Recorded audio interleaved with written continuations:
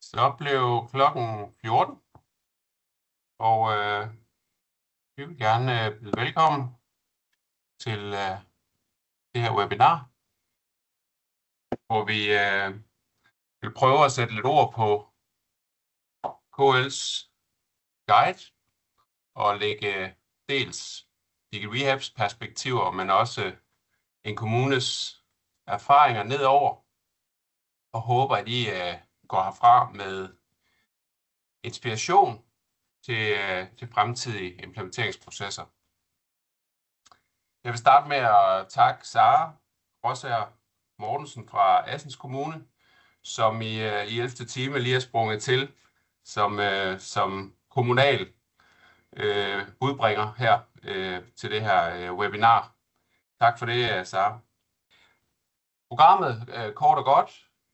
Kasper og Sara vil som sagt give deres besøg og deres perspektiv på KL's guide, prøve at sætte noget praksisnær viden i spil. Det vil de gøre de næste små 40 minutter. Derefter vil der være spørgsmål og mulighed for drøftelser med udgangspunkt i Padlet. Og til sidst runder vi af med lidt. Ja. Jeg vil give ordet til Kasper og til Sara. God fornøjelse. Tak for det, Morten. Vi kan måske bare lige starte med ganske kort at præsentere os selv. Jeg hedder Kasper og er driftschef i DigiRehab. Ja, oprindeligt uddannet fysioterapeut, men sidder nu her og har også haft en fortid, hvor jeg har siddet på kommunesiden som konsulent. Ja, og jeg hedder så Sara, og jeg er også oprindeligt uddannet fysioterapeut og arbejder i Assens Kommune, hvor jeg sidder som projektleder og digitaliseringskonsulent i en centralt placeret digitaliserings- og teknologiafdeling, hvor vi understøtter fagområderne i diverse implementeringer, og for mit vedkommende primært omkring implementering af velfærdsteknologi i det sundhedsfaglige område. Yes.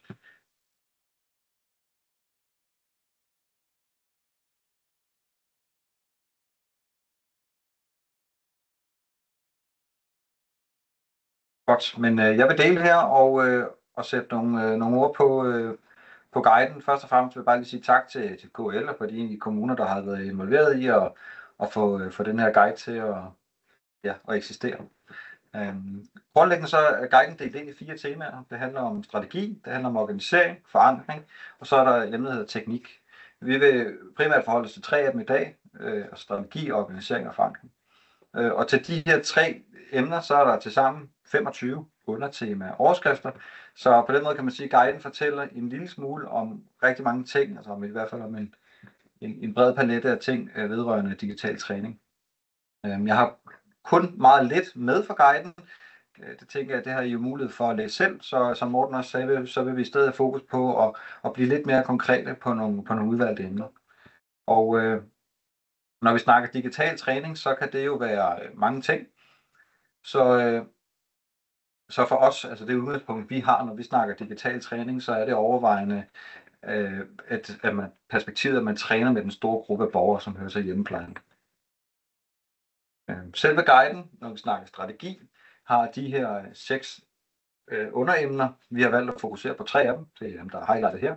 Altså blive enige om grundfortælling og formål, sætte konkrete mål, og så skabe prioritering og ejerskab i lederkæden. Hvis vi i første omgang forholder os ganske kort til, hvad er det guiden egentlig siger omkring de her emner, så ligger guiden vægt på, at det er vigtigt at have en fælles forståelse for nødvendigheden af digital træning, for at skabe den her opbakning, både fra politisk side, fra den øverste ledelsesside og hele vejen ned igennem organisationen. Altså man får talt ind i det, man nok vil kalde den brændende platform. Så siger den også noget omkring, at det er vigtigt at have fokus på, at hvad kræver det egentlig at lave den her implementering? Altså at man er realistisk i forståelse af omfanget af opgaven. At man ikke bare tænker, at det her er et spørgsmål om, at nogen skal uddannes til at kunne træne eller lave noget digital træning. Men der kan være en masse kultur og en masse andre ting, der spiller ind sammen med. Og samtidig så kan der være nogle overvejelser eller nogle udfordringer i forhold til, at der er nogle faggruppers opgaver, som forskydes. så kigger på det her med konkret at sætte mål, så siger guiden noget omkring, at mål kan sættes på både på borgerperspektivet, altså noget omkring livskvalitet og tilfredshed, fra kommuneperspektivet i forhold til at spare hjemmeplejen, og også i forhold til medarbejderperspektivet med omkring arbejdsglæde. Og så siger guiden faktisk, at andelen af borgere, der kan få digital træning, er omkring 4% af den samlede hjemmepleje. I forhold til det her med at skabe prioritering og ejerskab i lederkæden, der tydeliggør guiden, at det er vigtigt, og at man er skarp på at få det indarbejdet i den eksisterende hverdag, altså få det inkorporeret i det, man forvejen gør, ned i møder, fællesmøder, tværfaglige møder, og hvad man ellers har af arbejdsgangen. I forhold til vores erfaringer og perspektiver ind i det, så det her med at blive tydelig på grundfortællingen, der oplever vi, at noget af det, der gør en rigtig stor forskel, det er, at man er skarp på sit narrativ. Altså at kommunen er meget konsekvent i at sige, at det her digitale undersøgende træning, det er noget, vi har valgt, det er noget, vi vil gå med, så det har vi også et fokus og holde hinanden op på, at vi lykkes med. Og typisk er det også noget, der smitter af på medarbejderne i forhold til deres dialog med borgerne, at selvfølgelig skal borgerne inddrages, og deres motivation skal findes, men at man også har en retorik omkring, at ikke at komme ud og spørge, om borgerne i det bedste af alle verdener kunne have lyst til at træne, men man er skarp på at sige, der har været et funktionsstykke, vi vurderer rehabilitering, det du har brug for, skal vi komme på mandag eller tirsdag. Så man er skarp i det, og det kan vi se, de kommuner, der lykkes med at få en høj volumen, altså få rigtig mange borgere igennem af målgruppen, det er dem, der også er skarpe i forhold til den her retorik. I forhold til det her med den realistiske forståelse af omfanget, så er der også noget i, at man som kommune tænker i at få lavet en risikovurdering. Altså er organisationen moden til det, og hvad er det egentlig, der skal være på plads, mere bare end at vi har fundet de mennesker, som vi kunne tænke, der skulle stå med træning. I forhold til de konkrete mål, så noget af det, vi oplever, der fungerer rigtig godt, det er, at man også binder målet ned til de forskellige lederorganisationer. Så altså hvis man som kommune har en målsætning om, at skal opnå nogle gevinster, så først og fremmest for forholde sig til, hvor mange borgere skal der så igennem for at opnå den gevinst. Og hvis man som kommune for eksempel siger, at vi vil gerne have 300 borgere startet op hen over et år, jamen hvad betyder det så for de 6 plejeteams, hvis det er dem, der skal drive det derude? Jamen det betyder, at de skal starte 50 borgere op om året. Og måske endda bryde det endnu mere ned til at sige, hvis I herude i Vest starter 1 borger op om ugen, jamen så kommer I til at nå den målsætning, der er sat for jer for året. Og så selvfølgelig have noget data og noget rapportering, der følger op på, om man når det. Og her er det også vigtigt at sige, for vores side i hvert fald, at man meget gerne må forlange noget af leverandøren, og de kan bidrage ind i med data og fremvise den effekt, som de måske har været med til at sætte en ramme for at sige, men med vores produkt kan man det og det og det, jamen så hjælp gerne også til med at få det vist. Og så også få slået fast, vi ser altså, at kommunerne godt kan træne op imod 30%, faktisk mere, af målgruppen. Og når vi siger målgruppen, så mener vi hjemmeplejegruppen. Så vi har altså et lidt andet billede på de her 4%. Vi har kommuner, der faktisk formår at træne op mod 50% af gruppen, og har gjort det over flere år faktisk.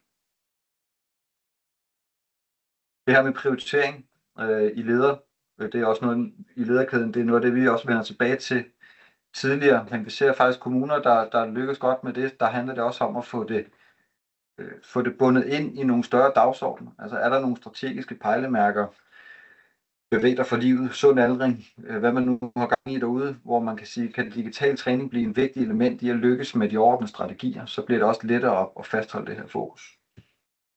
Og tilbage med til data, så ser vi, at det her med hvis en ordentlig leder i hjemmeplejen for eksempel skal følge op på, om teamlederne og teamsene lykkes med det, de skal. Hvis ikke man har noget til at understøtte dem, så bliver det jo meget en snak om, hvordan oplever I, at det går, og teamlederne kan sige, at det tænker vi går meget godt. Men hvis man har noget konkret data, hvor man kan sige, at vi ligger faktisk på måltallet, men jeg kan se ude i Team Vest, der bliver ikke trænet helt så meget, som der skulle. Hvad for nogle initiativer skal vi sætte i gang for at lykkes med det? Så man har den her understøttelse, for det er også det, der er med til at holde momentum på den lange bane. Så det var, jeg har lige været lidt hurtig. Jeg har glemt at tage rejser med her, og nu får I dem lige på en gang. Men ellers så vil jeg egentlig give ordet over til Sara og høre dine tanker omkring det overordnede emnestrategi. Ja. Yes, og det bliver sådan lidt hvor de nok sådan vokser lidt sammen, de her emner, som du fint har været inde på, Kasper, under emnet strategi, og det tænker jeg også afspejler det her, men når vi så står derude i virkeligheden og skal anvende guide og almindelige andre implementeringselementer. Men i det hele taget, de elementer, der indgår i temaet strategi, også i guiden, og som du fint har gennemgået, det er noget, jeg kan se, i hvert fald i vores erfaring, at det er vigtigt at prioritere højt. Både i det her med digital træning, men jo også generelt, når vi implementerer. Vi kan godt have en tendens til måske som kommuner, og hvor vi har en travl hverdag, og hvor vi gerne vil være operationelle, og vi vil frem, hvor vi sådan sidder og tænker, skal vi nu også have beskrevet alle de her ting, der er anbefalelsesværdige, så kan vi godt have en tendens til at hoppe hen over det lidt for lidt. Og det bider sig selv i halen, er bare min erfaring. Og der kan jeg se i hvert fald mange gange som en overordnet projektleder, at der er det noget med at forholde folk sammen omkring det, og også eksplicere, hvorfor det er vigtigt. Og blandt andet er det jo vigtigt at få beskrevet det her why, altså hvorfor er det, vi gør det, vi gør. Og i den beskrivelsesproces skal man have øje for alle de interessenter, der faktisk er en del af det her. Og det betyder også, at i forhold til nogle anbefalinger omkring det, kan være, at man skal målrette det her why. Altså, hvem er det, der skal modtage det? Men man skal sikre, at man har en fælles grundfortælling, men man kan godt nuancere volumen af den her fortælling, afhængig af, hvem den skal præsenteres for. Som for eksempel i det her med digital træning skal have med det at gøre. Og så oplever vi også, det er ret vigtigt at have det her med, at man skaber en sammenhæng. Altså det vil sige, at vi kobler ind i de opdrag, vi almindeligvis arbejder med, så tingene hænger sammen, så vi ikke får alt for mange projekter, fordi det kan man godt opleve ude i marken, ude decentralt, hvis vi kommer inden centralt fra og vil rulle alt for meget ud, hvis ikke der er en sammenhæng. Vi har for eksempel igennem en længere periode arbejdet med noget, vi kalder morgendagens hjemmepleje, hvor man blandt andet har et indgående fokus på rehabiliteringsindsatser. Og der har vi koblet vores tiltag med DigiRehab for eksempel ind som værende et redskab ind i den her arbejdskasse, kan man sige, værktøjskasse. Så det er i hvert fald at sige, hvad ligger der af mål og visioner, og hvad har vi allerede i gang af projekter. Og så er det selvfølgelig, det synes jeg, vi hører tit, men jeg vil gerne minde om det igen, det her med at involvere ledelsen, det er ret vigtigt, så de også har en mulighed for at være synlige, og det er egentlig ledelse på flere forskellige niveauer. Så det her med at tale om skalerinspotentialer, sætte et ambitionsniveau. Vi har nok, af min erfaring i hvert fald, været rigtig gode til at afprøve mange ting. Nu er vi også nået et sted, hvor vi skal også have skalering ind. Det tror jeg, der er mange af os, der arbejder med, men det er måske faktisk ikke altid så let at få talt ind i til en start, men det er ret givende. Og så er det jo noget, man kan arbejde med agilt, men holder jeg det for øje og prioriterer det. Vi har i hvert fald arbejdet noget mere opmærksom på det, efter også vi blev en del af Erhvervsfremmebestyrelsens velfærdsteknologipulje, hvor vi blandt andet er i et samarbejde med en række kommuner og leverandører, der er blandt DigiRehab. Det er også vigtigt, at man egentlig skal tale om, hvornår noget er implementeret, for det kan der godt være rigtig mange forskellige opfattelser af. Det kan godt være, når man lige præcis bare har undervist, præsenteret det, så er vi vel i gang. Men hvad vil det sige at have implementeret? Og det kan der være forskellige definitioner af. Vi har i hvert fald talt om hos os, at det handler jo om, at det er det øjeblik, at arbejdsgangene reelt er forandret. Så kan vi tale om, at vi har implementeret noget, og så skal vi så sikre, at det forbliver der og har en god forankring. Og for at det kan ske, så skal man have en daglig procesledelse, og man skal også have en overordnet projektledelse. Man skal i det hele taget gøre sig nogle tanker om, sådan som den givne organisation ser ud, hvad kalder det så på at allokere ressourcer i den periode, hvor man har et indgående og mere tæt fokus på implementeringen, for eksempel af digital træning. Og deri, hvilken organisation og organisering af det ønsker man så. Og så kan I se nogle anbefalinger derovre, og det er Måske noget af det en anden måde at bare at skrive det på, men det er vigtigt, at I går ind og forventningsafstemmer roller og ansvar, så man også derigennem får forventningsafstemt arbejdsgangen i fremdriften. Hvem har ansvaret for hvad? Og man må bare ikke regne med, at de her ting, der er listet op i for eksempel guiden, og det jeg har fremhævet her, at det er noget, der bare giver sig selv. Men man bliver nødt til at drøfte det. Så kan det være forskelligt fra organisation til organisation, hvad man vil vægte mere end andet. Men man må bare ikke regne med, at det giver sig selv, selvom man synes, man er godt samstemte og samtømrede. Det lønner sig at få det vendt og få sig forholdt til det. Og så vil jeg sige et eksempel på det effektmål, vi har sat ind afslutningsvis lige i forhold til det her med det strategi. Jamen, det har været, altså sådan, som er et gennemgående tema, både når vi snakker rehabilitering, men det har for alvor, tror jeg, fået noget fokus nu, når vi arbejder med digital træning. Det er det her med at få sat mål sammen med borgerne. Altså identificering af deres ønsker og drømme og behov, og deri komme hele vejen rundt og få dem motiveret. Men det gør også, at vi skal være opmærksom på, når vi så får nogle effekter og lave nogle løbende justeringer i vores tilgang til borgerne, og det skal afspejle sig i døgnrytmeplanerne. Det kan vi se, når vi laver audit, at det er et område, der kræver noget bevågenhed, egentlig ind i alle faggrupper omkring borgerne. Så det er noget med at klæde medarbejderne på kompetencemæssigt på mange forskellige niveauer til at tage de her samtaler med borgerne, og også at kunne registrere givende og effektivt og relevant ind i et omsorgssystem, så det kan blive brugt tværfagligt. Fordi når vi finder borgerens motivation, jamen, så kan vi også rehabilitere meningsfuldt for os alle sammen, og egentlig opfylde de præmisser, der er for medarbejdere, organisation og borgere. Det var, tror jeg. Jamen, så vil jeg springe videre til det næste overordnede tema, som hedder organisering. Og for til guiden, så er der igen de her 6 underpunkter, vi har valgt at penetrere dem ud igen. Det er det her med beslutte jer for driftorganisation, formulere nogle tydelige arbejdsgange og rollefordelinger, og at der så bliver valgt de rette borgere og indsatser. Og hvis vi i første omgang skal forholde os til, hvad guiden siger, jamen så siger den, der er typisk 3 organiseringsmodeller ind i det her. Enten så kan man lade alle medarbejdere i et område træne. I vores tilfælde, der er det typisk hjemmepleje, man snakker om. Man kan lade en mindre gruppe af driftsmedarbejderne varetage indsatsen, eller så kan man lave det, der hedder, som der i guiden står, de kalder et distrikt. I den terminologi, vi normalt bruger til dagligt, der er det, vi kalder dedikeret træner. Fælles for dem er egentlig bare, at man har nogle folk, hvor det er deres primære kerneopgave at lave træning. Der kan være succes med alle modeller, og guiden kommer også med nogle rigtig fine perspektiver på både fordele og ulemper ved de forskellige modeller, og det vil jeg også bruge lidt tid på at folde ud.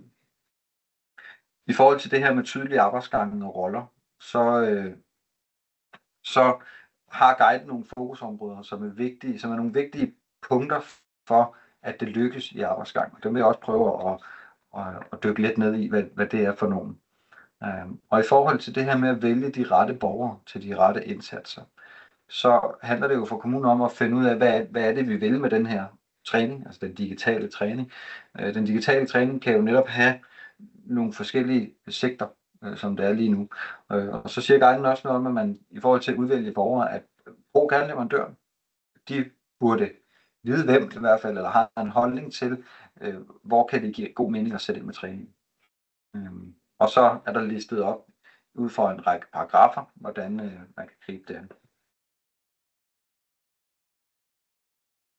De oplevelser, som vi sidder med, det er, at apropos de her organisationsmodeller, så er der ret stor forskel på, hvordan man vælger at organisere det. Og vi plejer typisk at have en dialog ud fra, hvad er det for en bundlinje, man er interesseret i.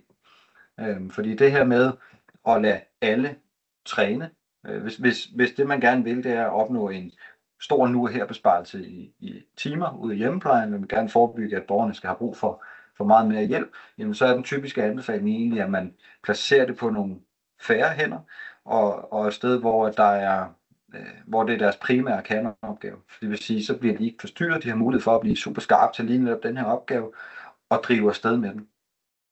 Det er også lidt lettere at komme i gang, fordi der er færre mennesker involveret i at sige, ressourceomkostningerne i at drive det. Det vi tit oplever i hvert fald, når det er de mange, jamen det er, at det kan blive slugt af hverdagen. Man er 3 ruter bagud i plejen, og hvad er det så, der bliver valgt fra? Jamen det er ofte træningen. Og hvis det bliver en del af en stor portefølje af opgaver. Der er selvfølgelig også nogle andre bundlinjer, som man skal tænke ind i det her, og det er jo sådan noget som, hvis man gerne vil bruge det her digitale træning til at udbrede det rehabiliterende mindset i plejen, jamen så giver det jo rigtig fin mening at inddrage en større del, altså at det er de mange medarbejdere, som varetager det, fordi at det her skal være en kompetence blandt alle. Man skal bare gøre sig bevidst, som vi snakkede om før også, det her med, hvad kræver en implementering, at det er et lidt større setup, altså man taler ind i noget meget mere kultur, og der er også hele den her udskiftning i medarbejdergruppen, så det kræver noget mere at holde kompetencerne ved lige, og få det bundet ned i hverdagen. Det her med at formulere nogle tydelige arbejdsgange og roller, der ser vi, hvis man skulle pege på et punkt i arbejdsgangen, som der er jo selvfølgelig flere, der er vigtige, men et af de absolut vigtigste, det er selve rekrutteringen, altså det her med, hvordan inkluderer vi borgerne ind, hvad er det for nogle borgere, vi vil have med. Og der er vi klart også fortaler for at bruge data til at rekruttere ud fra. Få lavet nogle lister, eller bruge noget software, der kan hjælpe jer med beslutningsunderstøtte, hvad det er for nogle borgere, man vil have med. Fordi vi ser, der er rigtig borgerens udgangspunkt, eller den profil, borgeren har stor betydning for den gevinst, der kommer ud af det til sidst. Og der er også forskellige tidspunkter i borgernes liv, hvor de er mere motiveret end andre for at træne. Og det er noget af det, man faktisk godt kan differentiere dem ud på, ved at lave nogle datamæssige træk. Så spørg gerne leverandøren ind til det, om de har nogle erfaringer med, hvor man finder borgerne bedst. Og så er der rent arbejdsgangmæssigt jo også det her omkring gevinstrealisering. Og der vil vi igen slå et slag for data og være skarp på at sige, men der er jo opsamlet noget data undervejs i et forløb, og det skal gerne kunne bruges til at understøtte den her proces i forhold til gevinstrealisering. Det kan være funktionstilstanden, eller det kan være noget helt tredje, som man har noget viden omkring, som kan hjælpe med at få omsat den her bedre fysik forhåbentlig til reelle funktioner. Ja. Og noget af det, der også har betydning, det er jo, hvor man vælger at gå med de her mere dedikerede trænere, og så er det ret stor betydning, hvor man placerer de her mennesker henne. Placerer man den for eksempel i visitation, jamen så kommer der et naturligt fokus på gevinstrealisering, fordi det er den kultur, der lever der. Men der kommer måske et mindre fokus på, hvordan får vi overleveret det, vi har lavet videre tilbage ud i plejen. Så skal man kompensere ved det, for det i de arbejdsgange, man laver, og omvendt, hvis man placerer dem i plejen. Man kan også lægge dem i træningsenheder, og så oplever man typisk, at der er et lidt større fokus på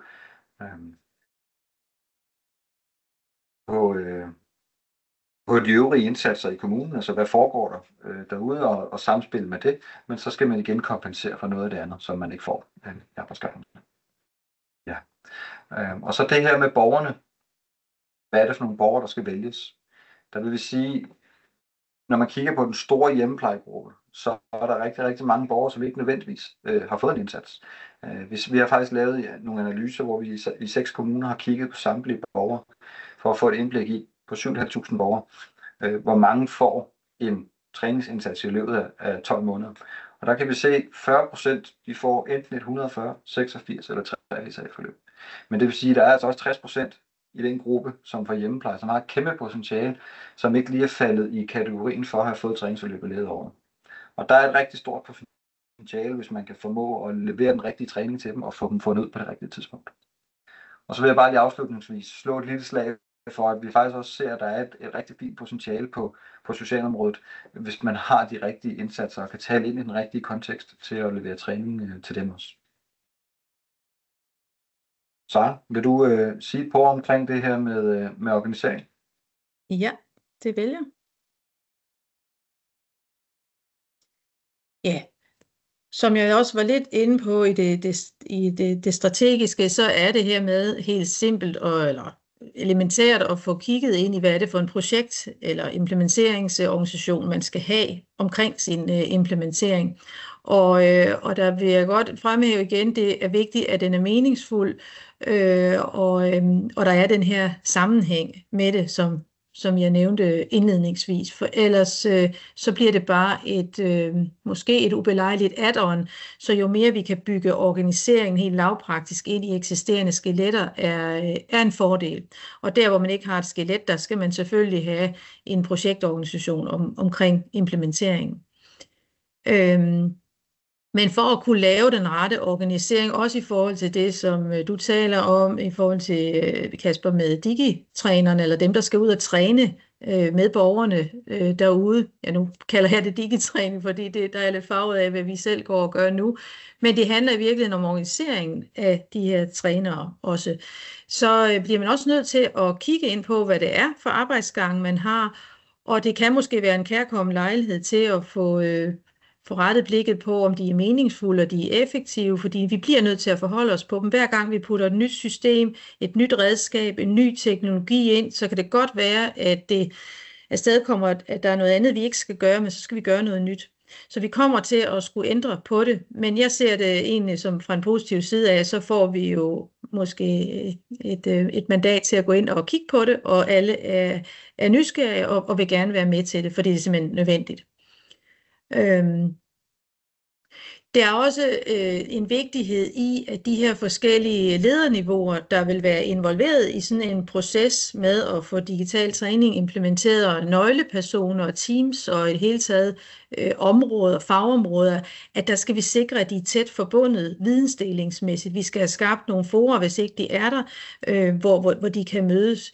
Vi har arbejdet lidt med nogle forskellige deltagerrammer i forhold til sådan en meget overordnet projektimplementeringsgruppe, og lige nu er vi nået et sted i processen, hvor vi har taget mellemlederne med fra de fagområder, som ligesom er involveret ude i hjemmeplejen, myndighed, sygepleje, træning og så videre, forebyggelsesområdet i forhold til den måde, vi er organiseret på. Og det giver rigtig god mening, fordi så bliver der synk ned igennem organisationen, når man tager nogle beslutninger.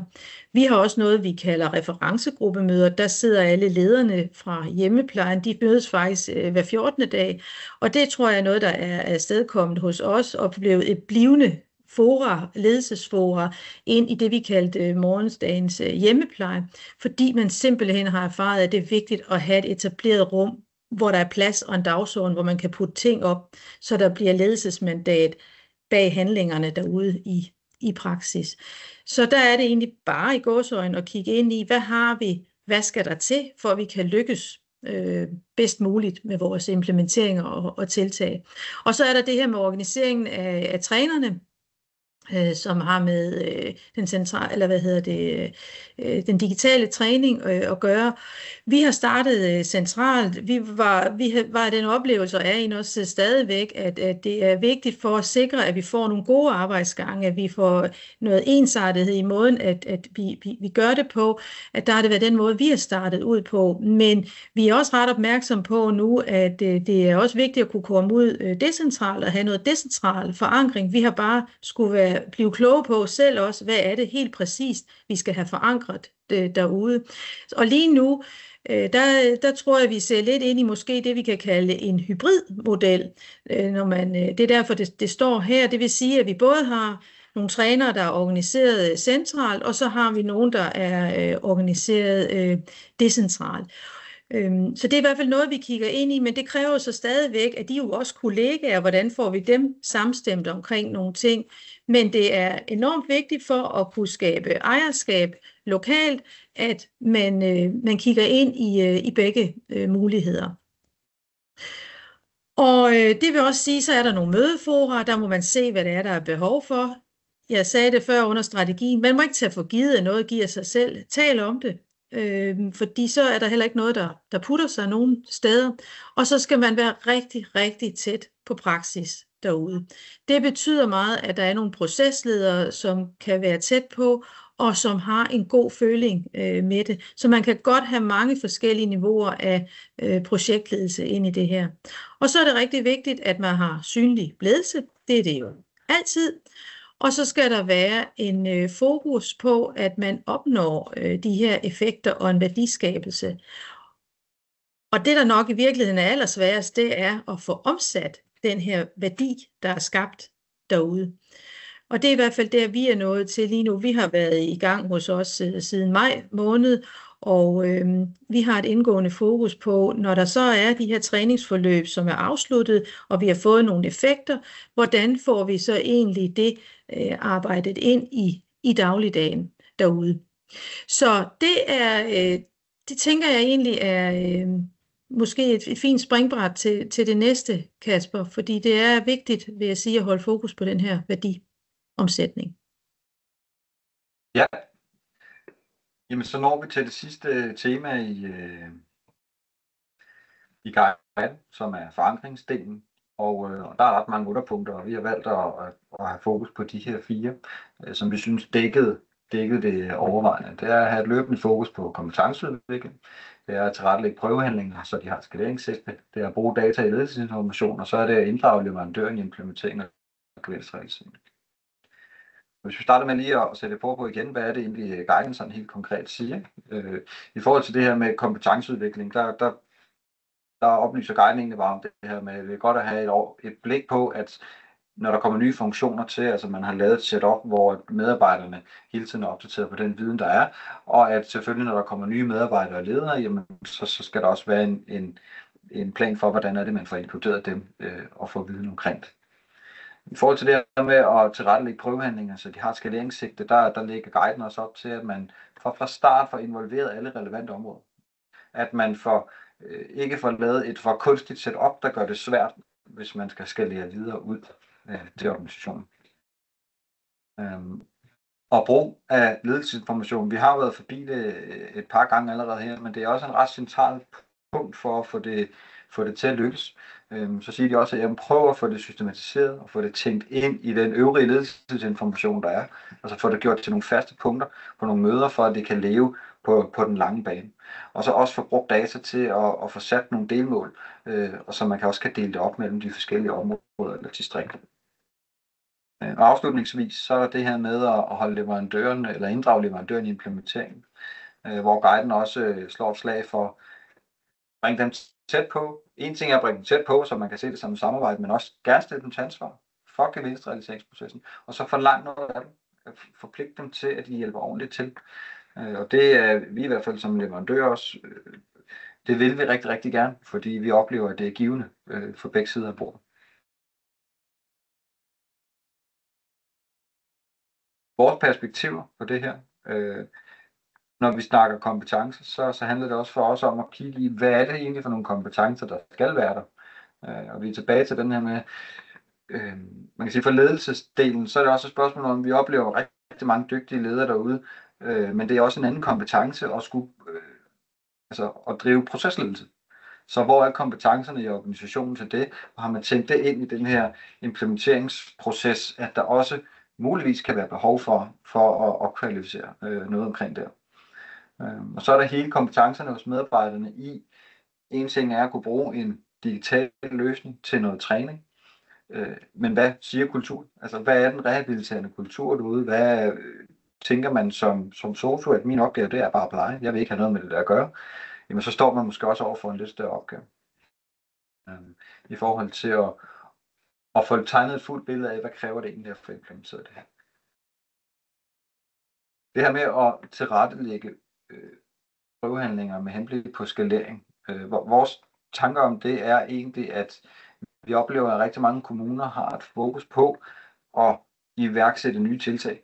Du snakker også lidt om det, så er det her med, at der kan hurtigt komme mange projekter i gang derude. Mere end der måske er fokus på at optimere noget af det, der i forvejen virker. Det kan vi jo se i de kommuner, der har været i gang i noget tid. At det her med at holde øjnene på, at kan der måske være endnu større gevinster at hente i noget, altså hvis vi skal lære noget op, der i forvejen virker godt, i stedet for kun at have et fokus på, at vi skal købe nye teknologier og nye projekter. Og der er dataen også et rigtig vigtigt element i at få vist over for styregruppe, over for en ledelse, at se, her er der altså noget, der virker, men der er altså også potentiale til, at der kan hentes endnu mere. Så hvorfor ikke ride på ryggen af noget, der fungerer rigtig, rigtig godt i forvejen, i stedet for, at man skal drive de her nye processer hele tiden. I forhold til at bruge ledelsesinformationen, så hvis vi skal præcisere lidt, hvad vi oplever oplever som vigtig data, jamen, så er der noget rigtig vigtig data i forhold til rekruttering. Altså hvad er det, på baggrund af hvilke kriterier udvælger man borgerne? Det er det, der er med til at sikre gevinsten i sidste ende. Vi har desværre ikke tid til sådan helt at komme ind på, hvad er det for noget data, der egentlig kan give en indikation af, hvad det er for nogle borgere, men I er mere end velkommen til at sige til, hvis I vil høre mere om det. Så er der jo dataen i forhold til gevinstrealisering, som Sara også snakkede om, at det er noget af det, de står i lige nu. Hvordan er det så? Ja, borgerne er trænet. Det er godt, de er blevet stærkere, men hvordan er det, vi får det omsat, og hvordan er det, vi får det efterbygget i borgernes liv? Og der kan data, hvis man har de rette data, altså også være med til at understøtte den proces. Og så ser vi i forhold til volumen, der er jo noget med antal, hvor mange borgere er i gang, og helt hvor meget bliver der trænet. Og så ser vi også et behov for at egentlig få leveret dataen i det format, hvor det er relevant på det rette niveau. Så det kan godt være, at chefniveauet måske som eksempel skal have data på, hvor mange forløb har vi haft igennem år til dato, og hvor er vi henne i forhold til det målsætning, der er sat for. Hvor man på et teamlederniveau måske mere har behov for at sige, hvordan går det ud hos mig lige nu, og hvordan går det på borgerniveau med de enkelte borgere, så vi kan sikre kvaliteten af det, der foregår derude. Så målret dataen til de enkelte niveauer. Og i forhold til det sidste punkt, omkring at inddrage leverandør, så sagde det tidligere, at vi vil meget gerne slå et slag for det. Vi stiller os gerne til regnskab for de ting, vi selv har været med til at bringe ind i det her. Og så er vores helt store perspektiv ind i det her, det er at se det som et partnerskab. For os er det enormt vigtigt, og vi oplever faktisk de kommuner, der får absolut mest ud af vores produkter. Det er der, hvor de involverer os også i deres udfordringer. Vi kender vores muligheder og potentialer med produkterne rigtig godt. Vi sidder med det hver dag. Og hvis vi har kendskab til, hvad det er for nogle udfordringer, I som kommuner har, jamen, så er det også lettere for os at pege på, om noget af det, vi har, det kan være med til at løse nogle af de udfordringer, I står med. Så drag os meget gerne med ind i rummet. Jeg føler også, at vi har noget at bidrage med i rummet. Det var det sidste ord for mig. Nu vil jeg overlade ordet til Sara til at sætte det på omkring det her med forankring.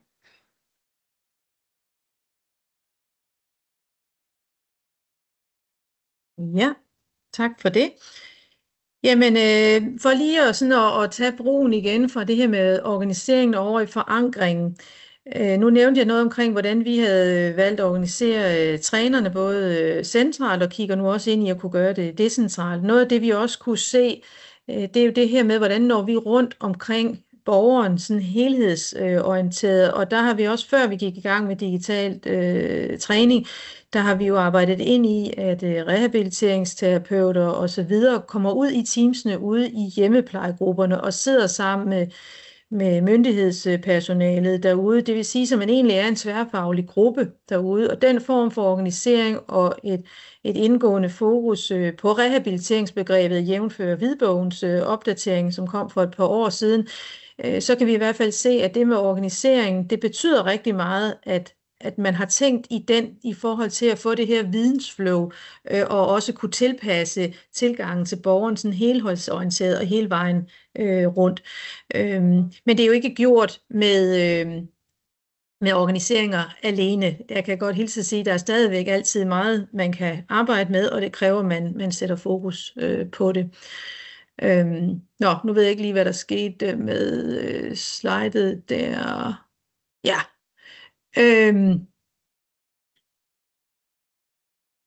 Men det her med, hvornår har vi succes, og det afhænger altså af, at de her målsætninger og why, at det er sat fra starten af.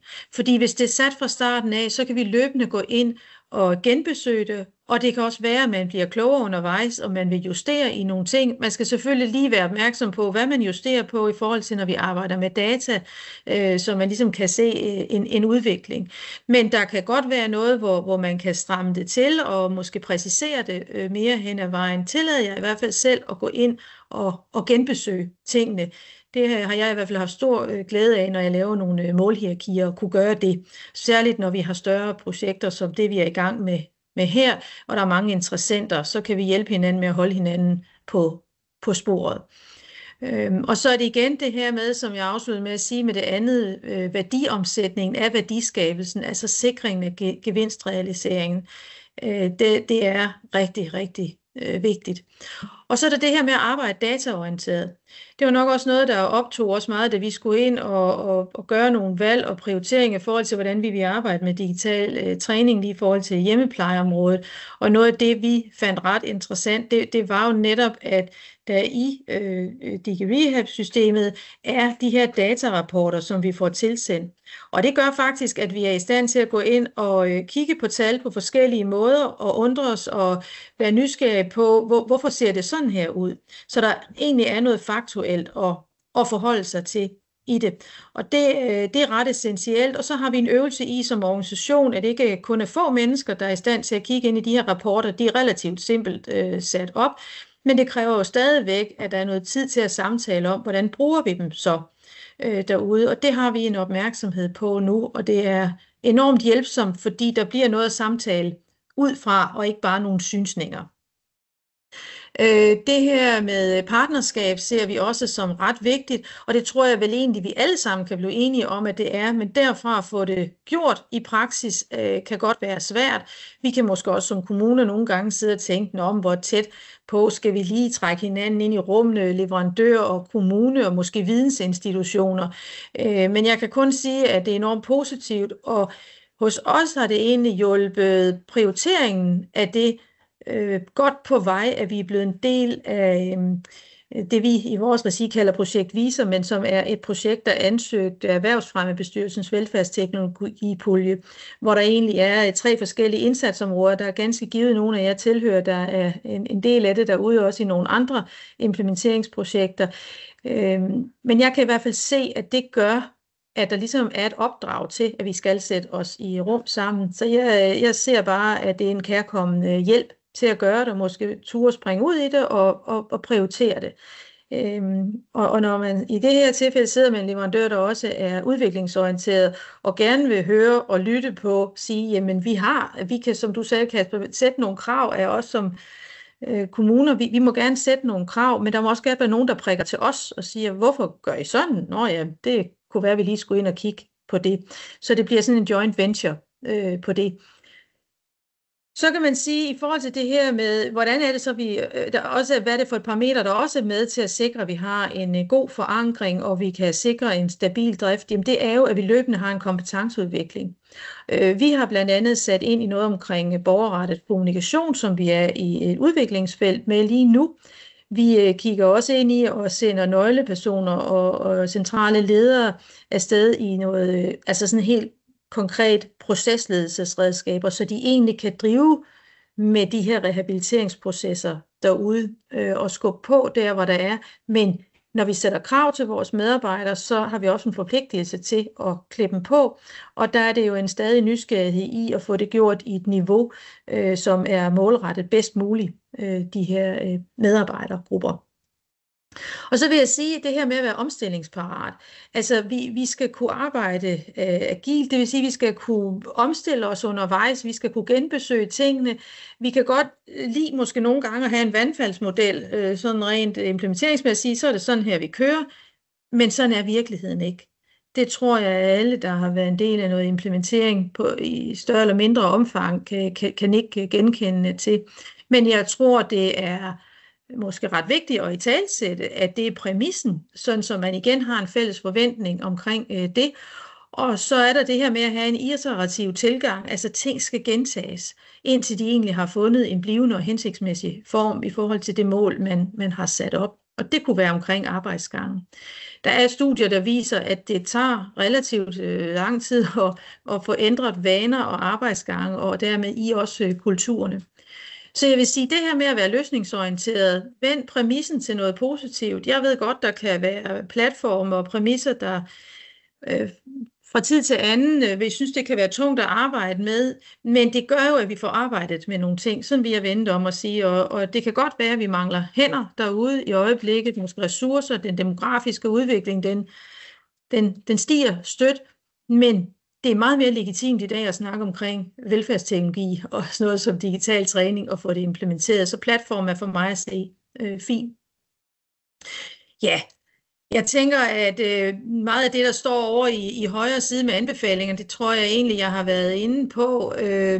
Jeg vil måske bare fremhæve, at det her med løbende at tage cases op, de gode historier, de motiverer, inspirerer, og få det konkretiseret, talt ind i dagligdagen, sætte det på som punkter, som Kasper var inde på, brug de rammer og fora, I har.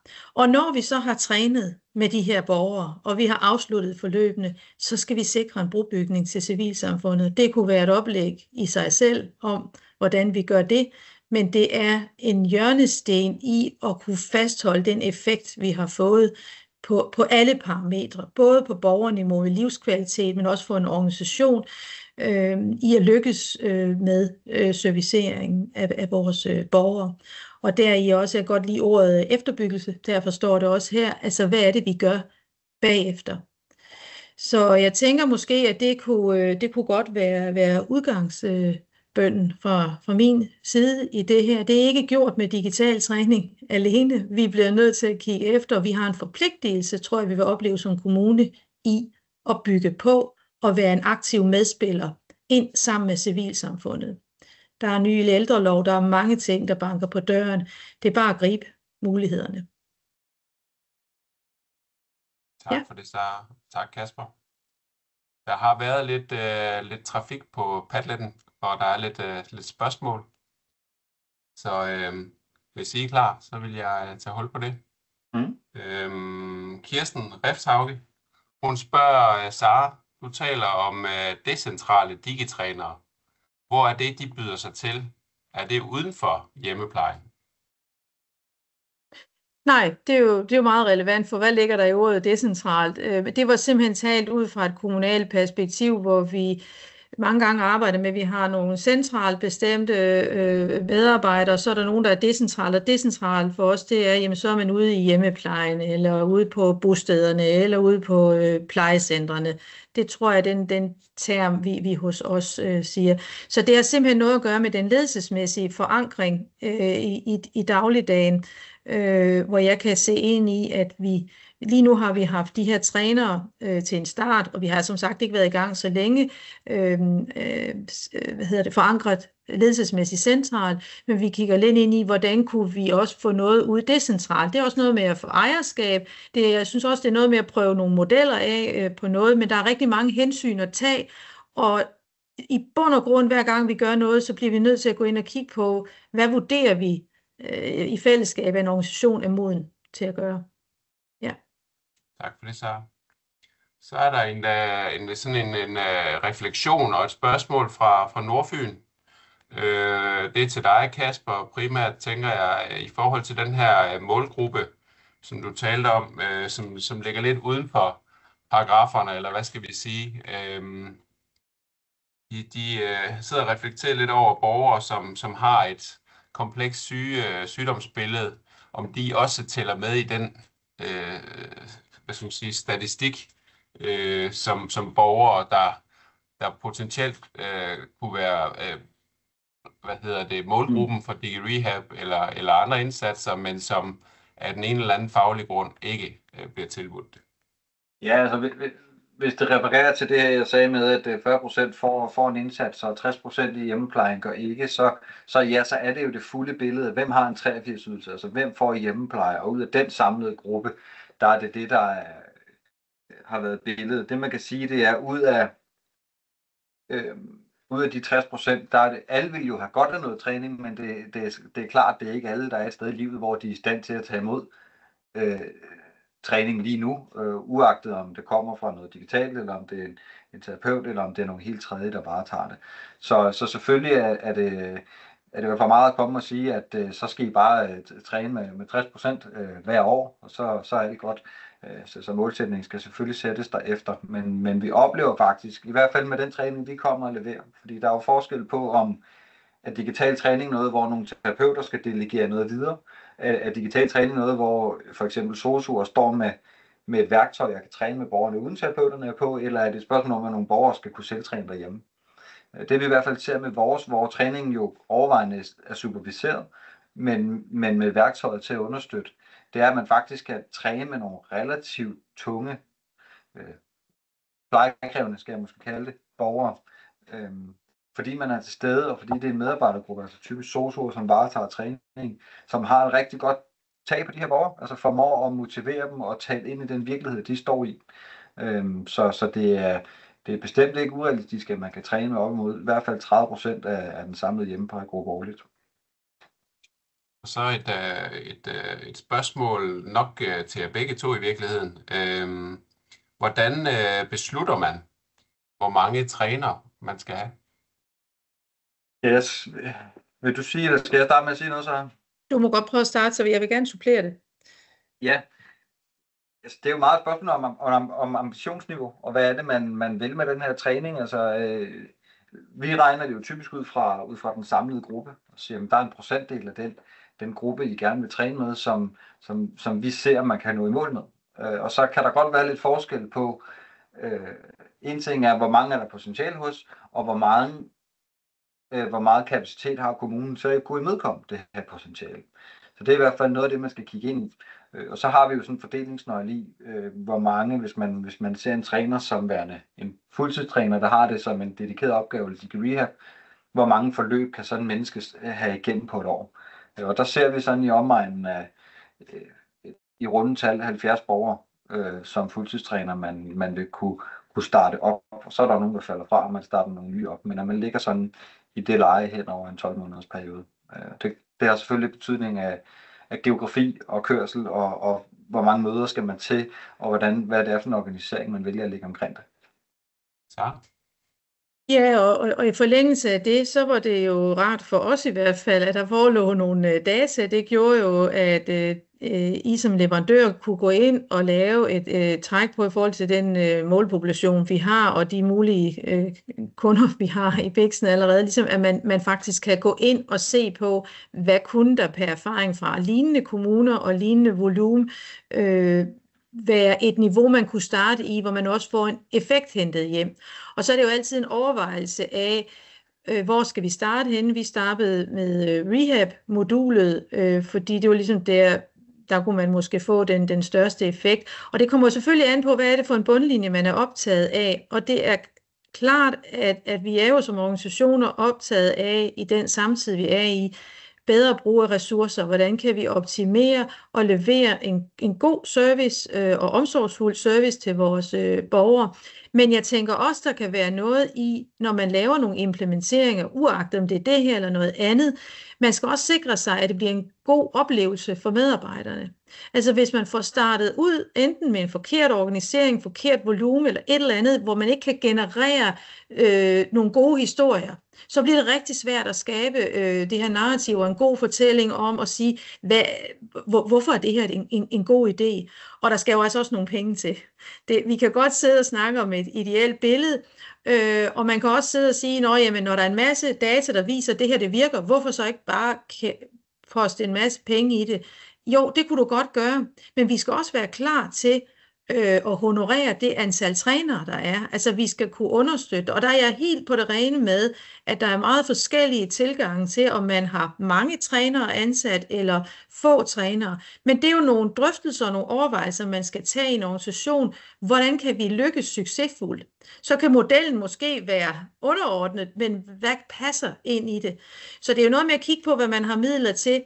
Men jeg tænker at ramme, altså vi startede med det, der timemæssigt svarer til 2,5 fuldtidsstilling i forhold til den størrelse kommunevolumen, vi var. Og hvis I vil vide lidt mere om det, så må I jo meget gerne henvende jer enten til jer, Kasper og Morten, eller til mig.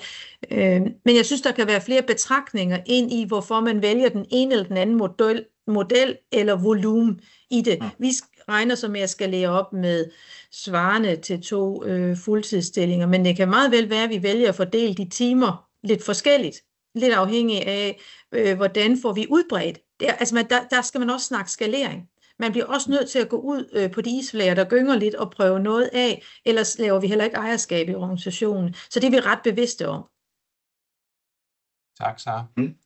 Her på falderevet, så kunne jeg godt have lyst til at bede jer hver især kort og præcist at fremhæve en anbefaling. Det vil sige, sådan blev holdt op i kraven og blev bedt om at sige den vigtigste. Hvad vil I fremhæve som det allervigtigste budskab fra jer til deltagerne i dag? Ja, det bliver jo det bliver i hvert fald kort, jo, kan man sige, med tidsrammen, men så det skal jeg forsøge at gøre det. Altså jeg vil sige, der ligger efterhånden ret meget viden omkring, hvad der virker, altså datamæssigt, så brug det. Altså have en datadreven tilgang til at understøtte det, man laver derude. Og hvis jeg skal pege på en enkelt sådan helt lavpraktisk arbejdsgangsting, jamen, så er det altså rekruttering. Fordi der følger så meget, at man er skarp på at sikre sig, at der er det flow, man gerne vil have af borgere. Så er der så meget andet positivt, der følger med i forhold til at fokus og holde kompetencen ved lige og alt det her. Så hold et fokus der, så er man godt med. Så inklusion af borgere. Vær skarp på inklusion af borgere. Ja. Tak for det, Kasper. Så? Ha' en plan. Vær klar over, hvorfor du vil i gang. Jamen, jeg kunne nævne mange ting, men jeg synes faktisk, hvis man har gjort sig overvejelserne i det strategiske felt, så har man en plan. Og det er ret vigtigt, fordi så kan man bygge på. Og det der why, det skal stå som sådan et selvlysende neonskilt henover og sige, hvorfor er det, vi gør det, vi gør. Fordi så tror jeg, at de andre ting kommer. Men det skal man være klar på, for ellers så vil indsatsen stikke i mange retninger, fordi det er mange mennesker, der er involveret. Så have en plan for, hvad du vil. Jeg håber, at folk har fået skrevet bag ørerne, så tak for det, I to. Jeg har lige en sidste slide her. Tak for i dag, og tak til dig, Sara. Tak for dit bidrag. Det var dejligt. Det er fedt, vi kan på den måde trække på hinanden. Og det er vel også et eller andet sted et udtryk for det partnerskab, som I forhåbentlig også oplever, som vi i hvert fald oplever med Assens Kommune. Ja, som sagt, optagelsen og materialet her bliver tilgængeligt på digirehab.dk. Hvis I skulle have yderligere spørgsmål, kommentarer eller andet, så er I velkommen til at skrive til enten Kasper eller Sara. Jeg vil lige til sidst rose både Kasper og Sara for at holde tidsrammen. Det var skarpt, og jeg håber, I alle sammen har fået noget med jer herfra. Ja, tak for i dag. Tak for nu.